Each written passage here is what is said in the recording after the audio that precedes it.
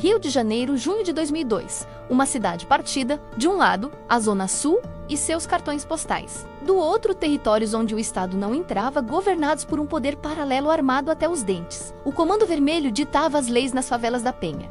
Tim Lopes não era um repórter comum. Na TV Globo, ele era chamado de Arcanjo. Ele não se contentava com um boletim de ocorrência. Ele, sim, infiltrava. Ele usava câmeras escondidas quando a tecnologia ainda era rudimentar. Ele dava rosto aos invisíveis e expunha o que a polícia ignorava menos ou acobertava. Ele já havia ganhado o Prêmio ESSO, o Oscar do jornalismo brasileiro. Ele era experiente, cauteloso e destemido. Mas em maio de 2002, uma nova pauta chegou à sua mesa. Moradores da Vila Cruzeiro denunciaram um terror que acontecia nos bailes funk da favela, patrocinados pelo tráfico. Drogas liberadas, homens armados com fuzis bloqueando ruas e, o pior, exploração sexual de menores, algumas com apenas 12 anos, sendo oferecidas como troféus aos traficantes. Tim decidiu que precisava ver com os próprios olhos. Era o seu método. Ele planejou se infiltrar no baile da Chatuba. Ele usaria uma microcâmera escondida em uma pochete. Era uma missão de alto risco em um território hostil. Ele já havia feito isso antes. Mas desta vez, algo estava diferente. O ar estava mais pesado. Domingo, 2 de junho de 2002. Tim Lopes almoça com a equipe e parte para a Vila Cruzeiro. O combinado era simples. O motorista da Globo U deixaria na entrada da favela e esperaria em um ponto seguro. Tim entraria a pé, se misturaria à multidão que subia para o baile, gravaria e voltaria. As horas passaram. O sol se pôs. O motorista esperava. Tim não voltou. Na redação da Globo, o silêncio começou a dar lugar ao pânico. Ligações para o celular de Tim caíam na caixa postal. Contatos na polícia foram acionados. A madrugada chegou e a certeza se instalou. O Arcanjo havia caído. Na segunda-feira, o Rio de Janeiro acordou em choque. A polícia iniciou uma mega operação. E então, as interceptações telefônicas começaram a contar a história que ninguém queria ouvir. Traficantes se gabavam no rádio. Eles haviam pegado um alemão, gíria para inimigo ou forasteiro. O que aconteceu naquela noite foi um dos capítulos mais bárbaros da história do Rio.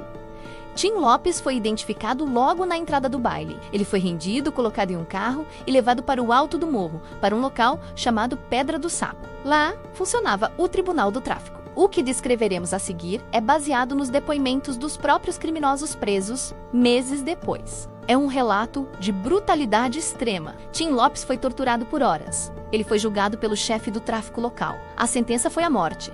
Mas o desaparecimento teve o efeito oposto. A brutalidade do crime uniu o país. Não era apenas um ataque a um homem, era um ataque à liberdade de imprensa, ao direito de saber a verdade. A pressão sobre o governo estadual e federal tornou-se insuportável.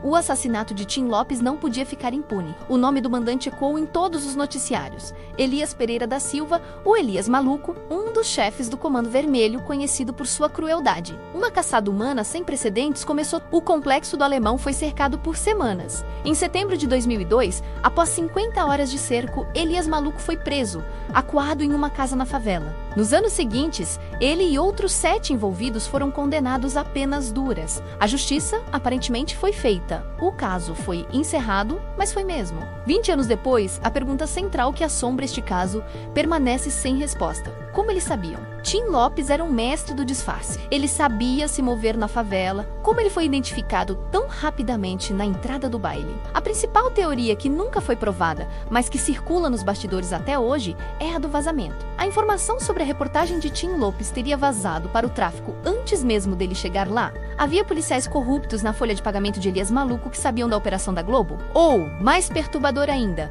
a informação vazou de dentro da própria imprensa? Durante os julgamentos, os executores deram detalhes do crime, mas protegeram a estrutura maior. Elias Maluco era o chefe local, mas a quem ele respondia? O tráfico no Rio não opera sozinho. Ele precisa de braços na política e na polícia para sobreviver. Tim Lopes estava prestes a expor um esquema que rendia milhões. Quem mais, além dos traficantes da Vila Cruzeiro, lucrou com o seu silêncio? Elias Maluco foi encontrado morto em sua cela em 2020, um suposto suicídio que também carrega suas próprias dúvidas. Os outros envolvidos cumprem pena ou já morreram na guerra do tráfico. A Vila Cruzeiro ainda vive sob tensão. A morte de Tim Lopes mudou para sempre o jornalismo brasileiro. Protocolos de segurança foram reescritos, o jornalismo investigativo solo em áreas de conflito praticamente acabou.